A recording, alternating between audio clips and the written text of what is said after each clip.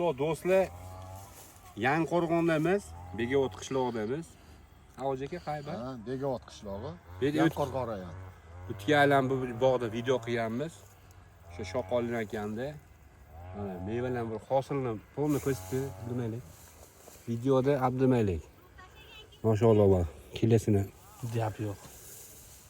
Nima bog' qilishni o'ylab turgan bo'lsana, o'sha Serbiya kanalidan bog' qilib daromad qilsa bo'ladi. Bu yil do'l to'ygan hisobiga 5000 so'm, 6000 so'm bo'lyapti ekan. Hoji akamni 4000 so'mdan o'zi o'sha broker o'zi qoqib, o'zi xarajatini qilib olib ketyapti ekan. Tarazin terasida pulni olyapti ekan. Bizi sidirma gap ketdi. Yerga to'kilganlarigacha 15000 so'mgacha sotilyapti ekan, pastroqda do'l bo'lmagan joyda. Bu Yangiqo'rg'on territoriyasida 95% joyda do'l bo'ldi, hoji aka. ha, shunday. Hosilni ko'rsatib yaqinroqda men. Abdumalik mana. Har bitta shingilida mana uzun go'sht qilib solganda. Bu bitta hammasi mana, bitta tutmas mana, hammasi olib ko'rsatdi.